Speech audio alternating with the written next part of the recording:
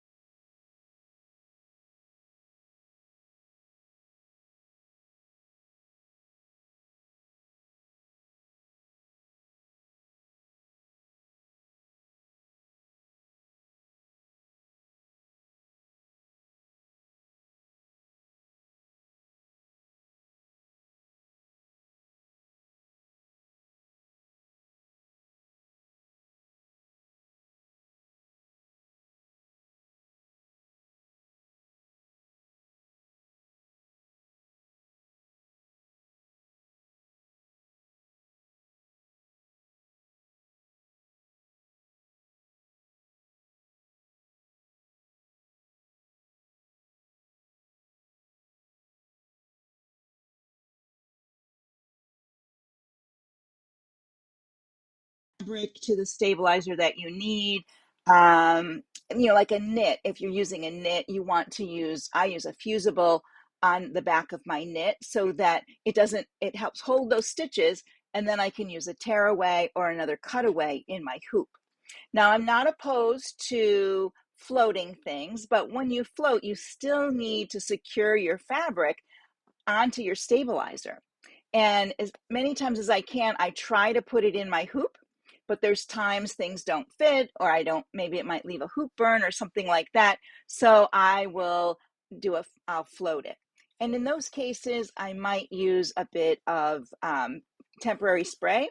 I'll definitely use my basting stitch within my machine. And my Janome has an outer and an inner basting, so I could really secure it in two places. Let me see what's happening over here because my comments didn't come back. There they are. Okay, there. I hear them coming in. Hi, Marty. Oh, are the captions work? Okay, captions are working. Okay. So, um, really it starts out, and it even starts out before, um, you hoop your fabric. If you're creating in the software, you want to look at your fabric and embroidery category that you're using, and that's where it starts with the design itself. But then when you start putting it on your fabric and hooping it, it's all about the hooping and the stabilizer. And it's always good, to do a test stitch. I have to say, I don't always do a test stitch. Sometimes it kicks me in the butt and I should have done it. So I'm like, ugh. So I try to do a test stitch. And one of the things, I think I've shown it here on this page, is sometimes I will create a design and I'll send it to my machine back here, which is flipping through its pictures, and I'll watch it stitch. And if I see an area that needs work, I'll stop stitching right there and I'll go right back to my computer and I'll make an adjustment and I might back up a bit and then restart it. Now, if it's a thing with compensation, what's going to happen is I've already stitched an area. So If I overstitch, it's just going to add more bulk. So that I may have to restart that part of it, but maybe further on it would work. I don't know. But there's different times I've put in like a satin stitch outline or something, and it's like, oh, that's not thick enough. And I'll go back in and change it mid-design so that I don't have to keep rehooping the design. So you can make some changes as you go because it stays in the same spot on your computer as it does in the hoop over here. As long as you're not moving it in the hoop, you should be fine. And I just send it back and forth. I kind of remember where I left off.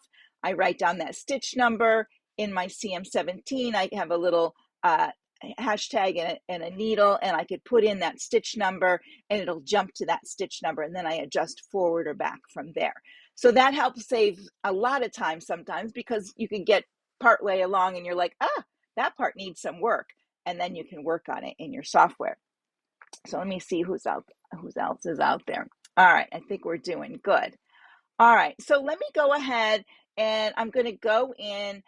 So first of all, with your compensation, with your stitches, that if you have stitches going up and down, what's going to happen is it's going to pull in like that, and then it's going to bump out on the sides. So you might have, that's the push and the pull on there. And if your stitches are going across, you might have the push here and then the pull there as it comes out, or the pull and the push, sorry, on that part of it. So, and then so when you're working in your designs, you have the options with your stitch flow tool to change the direction of some of your stitches.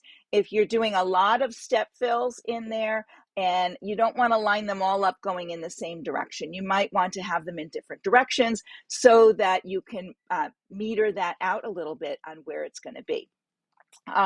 When you're working with the compensation, and you can go into the help files and read a little bit on the compensation, because you can go from 0 millimeters to I think it's 2.0 millimeter on changing your compensation. Now I work in inches, but in our software, if you work in inches and you want to put something in metric, you can just put the number and so that may help you with that part of it. There's some things I still use metric for, but I don't want to have my whole program in metric. Maybe someday I'll have to, but right now I like it this way. All right, so let me go ahead and I'm gonna turn my software on, and then let me change it here. I gotta get my camera in the right spot here. Here we go. Let's see if that does it. All right. So I opened this design here, and this design is in our sample embroideries that come with your software. And I'm going to go into my browser and show you all of these here. Typically, these can be found, you can look in the manual for them. It says where they are. I think they're on the C drive. They come loaded on the C drive, and they're Artistic Digitizer samples.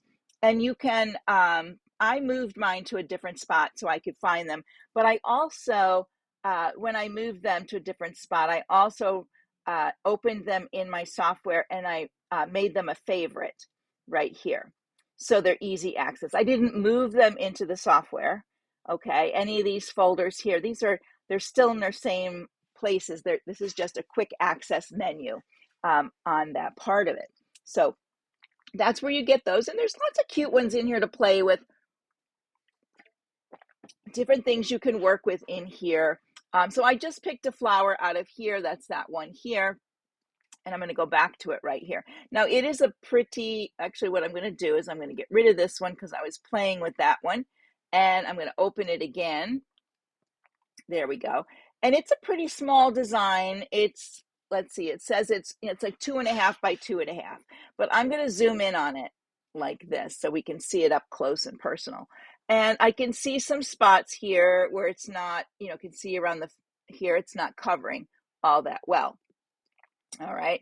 So I could add I could add some pull compensation to the purple and or the gold color out here. Let me get this out of the way here. And yes, there we go. So I could do that, but I want to show you something before we start all of that. And many of us, I think, get confused sometimes I'm going to go back to my welcome page for a minute. This tab right here, this is your fabric and embroidery category tab.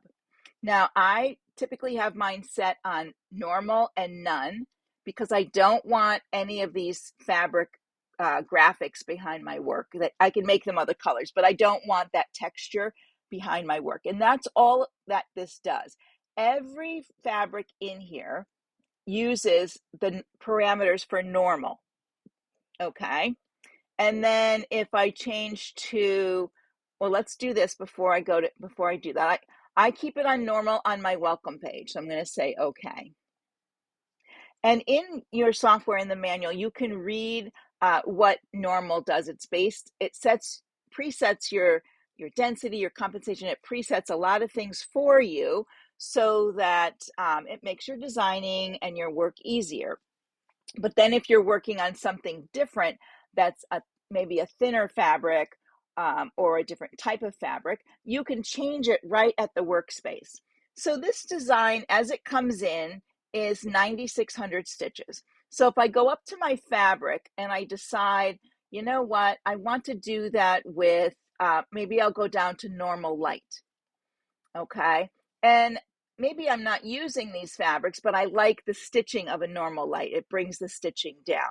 So this is like for a sweater knit or t-shirt knit, some toweling could be in here, linen, things like that. So it's going to be less stitches. And when I touch OK, let's see here, it should change it. Oh, it did not change my stitches. Why did it not change my stitches? Maybe it doesn't make that much of a difference in normal light, but let's try it under smooth and okay. There we go. Under smooth, it's a much lighter stitch up. So normal and normal light kind of keeps it the same. There might be some changes in there. Under smooth, it's 7,500 stitches. And you can see it's a lighter stitching in here overall. And maybe I would want to start with that. There are some things I've stitched with this because I wanted just a light stitch out on a t-shirt or something like that. I didn't want a lot of thread. So if I wanted to do the pull compensation along this edge per se, I'm going to select that piece and then I can go over here to my compensation and I can change it over here. Before we do that, I'm going to touch auto up here and then I want to show you where the stitches are. So I clicked on edit. You have to do auto and then edit stitches and you can see where my purple stitches are. Okay. Now, if I go to compensation and let's make it 1.0 mm, you can see a little bit that it moved. And when I go to edit stitches, you can see now, and I'll get in close so you guys can see, you can see how it's overlapping in some of those areas. So I've made it, and I'll back out so we can see it now. So now it has less of those gaps around here. All right. If I wanted to change the outer one, I could do the same with that. Or maybe I wanted to change, the density on this one. So your density, maybe I wanted to make that outer part a little more dense. So I go the other way. Let me go a little bit more. There we go. So I've made it really dense. Now we're at 10,000 stitches. So we're back to where we were. But so I could have used less density in there. I could be less dense, maybe. Maybe that's what it is. Let me undo this till we get back to, there we go. So that's how you would work with your pull compensation. Now you can do it with the outer part too. So let me go in and I'm going to go back to my design and open a new one. And then I'm going to show you moving it on both sides, how that works. Okay. And I'm still, because I always open in normal, it is in normal. Of course, I can change it. Do you want to see what it looks like in ultralight? Let's look at ultralight. I have used ultralight because I did stitch on some tulle. I made a beautiful overskirt for a dress, and I made these tulle on tulle appliques, and it stitched magically on there. Let me go ahead and click there. So see how lightly stitched this is? So, out in the world right now, there are designs that are stitched like this. And you want to see the stitches. Now the thing with this one, and I would have to go in, because all the purple is connected except for this one. This one, well, they're all connected as one. And let me open this up so we can see. All the purple is one.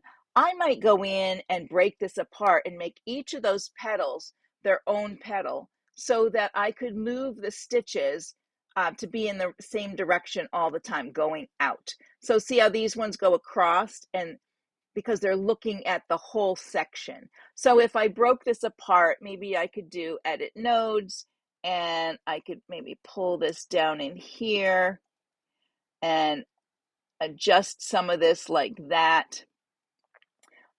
Let me just select, and then I'll do stitch flow. I think they're still connected, so it's really not going to work. Let me undo. What I have to do is make the petals all individual. So let's see if we can do that. I'm not sure I can this quickly with everybody, but I could bring it down here. I might want to do on this piece right here, if I can get it to, all right, well, that's that one. Let's come down here. And I would have to do split outline. Let me see if I can get it to split outline right here. This one, there we go. Split outline. There we go. And it's taken away all my purple. So now what I have to do is recreate the parts. So if I'm just going to quickly do this one, split outline, and then I'm going to bring it over here so I can kind of show you quickly what I'm doing. I'm going to select those and join nodes. So now that's its own piece. I can select that one node, and I could, let me see here. Let me do, if I can get a fill in there.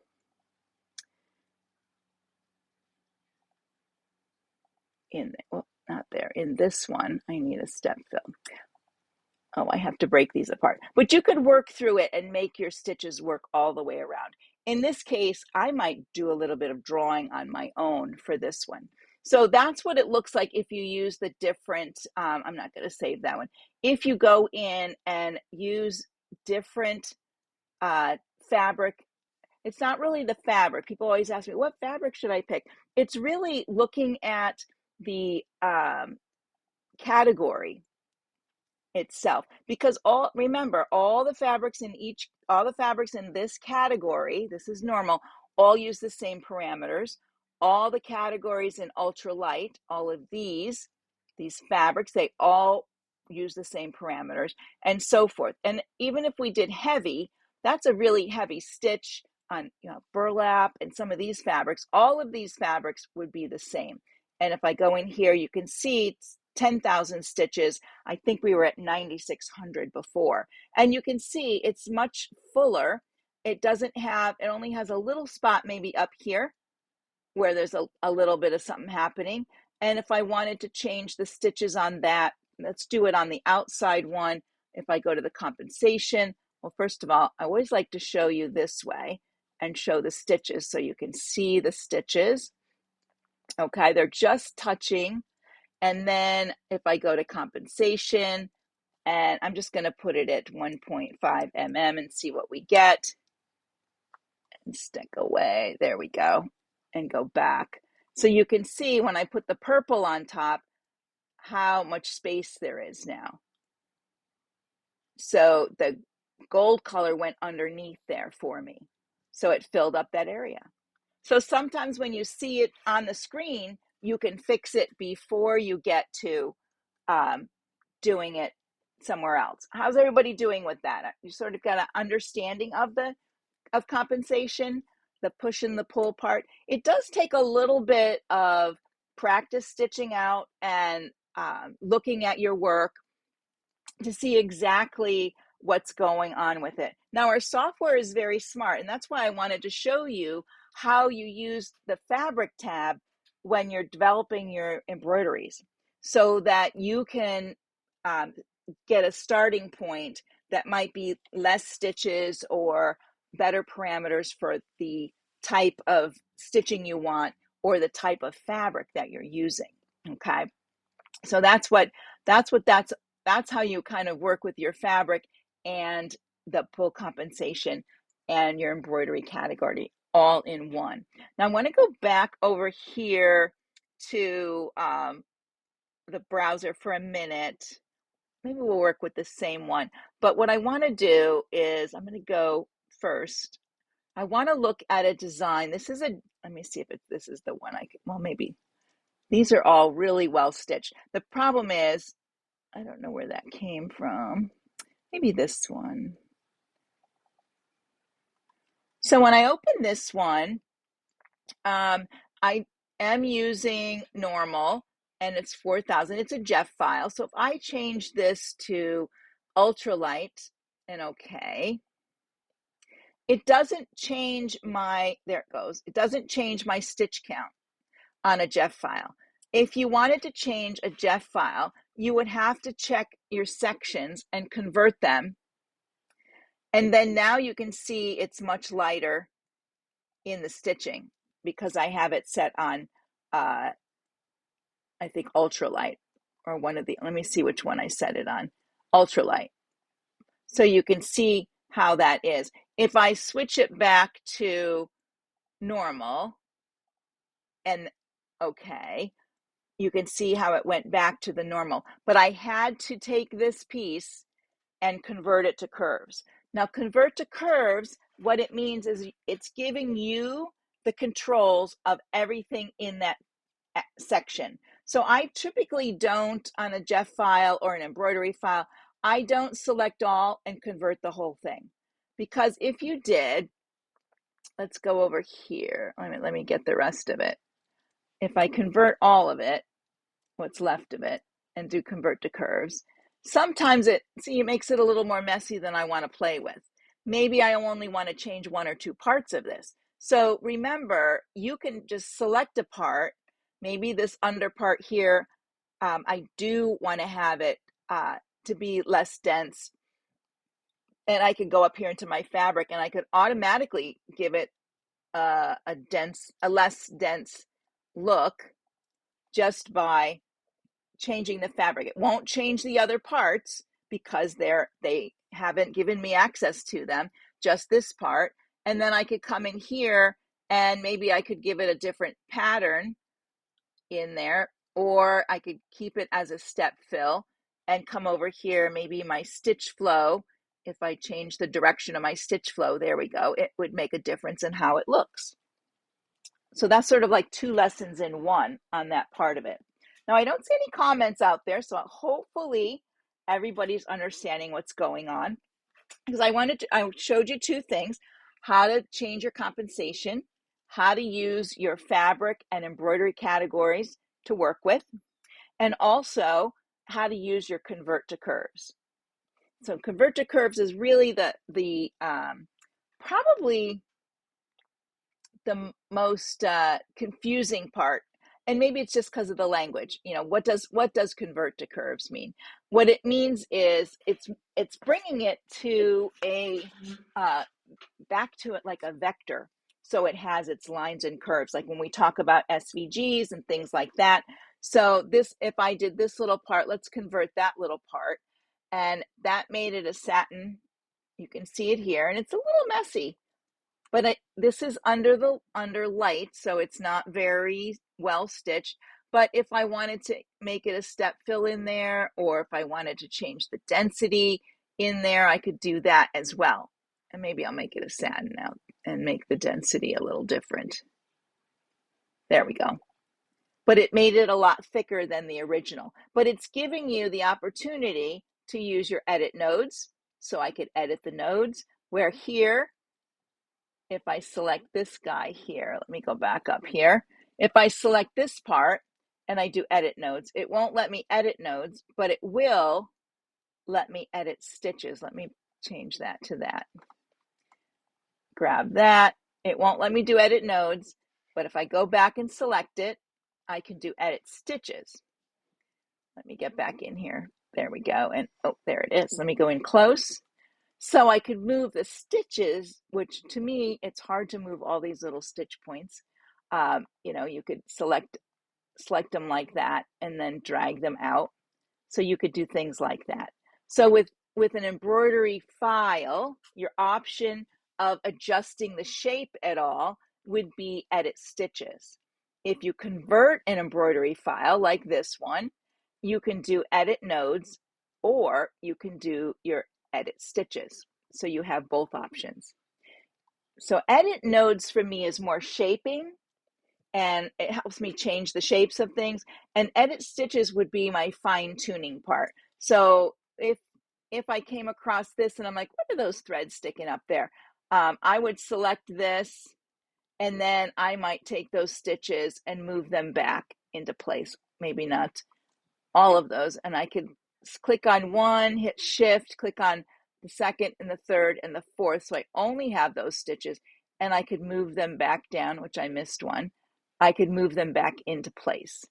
So if you have a weird stitch or something, that's where edit stitches helps you.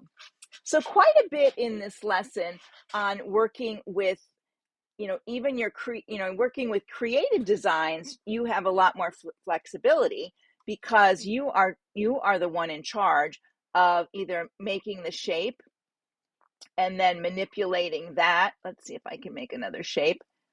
There we go. And if I made these different colors, and I'm going to delete the outline because I don't need it, and I laid it on top of it. Well, it's not on top, behind there. And I was looking at, let me get the outline on that one gone. This looks pretty good. I do have a little bit of something happening there, but I could change my stitch flow before I start. Let's make the stitch flow go across on my circle. And then it looked like I was doing the blue part, but I wasn't. And stitch flow here, I can make my stitches go this way. There we go, and click off. And see how this doesn't have that little gap anymore? Because my stitches are opposite of each other. These are going this way, and these are going this way. And to see that, let's go to my auto and edit stitches, and we can go in here and look. These are going sideways. The purple arrows are going left and right. Down here, these are going up and down. So it's making that connection here so much better with and if you had to make any compensation, you could change it on either of these options. All right, so give me some thumbs up if you're understanding what's going on so I can see what's happening there. And I'm going to put the camera on just for a moment here. Let's see. There we are. Okay. All right. I guess people are understanding it. I think with, you have to do a few stitch outs. Like go ahead and find that flower and stitch it out once and then stitch it out again. But as I said in the beginning, it's sort of like several things in one. It's like a recipe. And for your recipe to come out great, you have to have the right ingredients along the way, correct? Same thing with embroidery. So you can think about, your recipe for your embroidery. What are you going to put it on? And then you back up from there. Does it need to be heavily stitched or lightly stitched? What does it need for stabilizer? Do I need two types of stabilizer? Do I need to hoop it or can I float it? How am I going to secure it in there? So all of those things matter whether you're creating your own embroideries or if you're using a ready-made one, even if you're just going to stitch out a ready-made one on that part. Okay, let me see where we're at. Well, we're just about a half hour today. I'm trying to be sort of short on some of these so it's not too long and talky. Yeah, Marty, you're right. It's a lot to think about and try. But you know what? As you hear more of these things, it pops into your head when you're working. And you're like, oh, yeah, I think I remember Anne said something about that. You can always search our page, even the Janome Artistic Digitizer page. But the over here on the Janome Sewing Machines page, I put my videos in a playlist. But you can also search the page. And whenever you do a search, you want to make sure it's searching the page, not all of Facebook. And you can put in like pull compensation. And then it will bring up anything. I try to tag my videos with the things I've talked about so you can find them easier. Our videos automatically go over to YouTube. So we have a whole YouTube channel over there. So you'll find all the videos. You can search them by my name or by artistic, and you'll find all the videos on our YouTube channel as well. All right. I think I'm going to go. Be sure if you have questions, the more you think about it, you'll have more questions. Pop them below. I'll come back and check them out. And I guess I'll see you next week, same time, same place. And thank you for joining me in the studio today. Bye, everybody. Happy embroidering.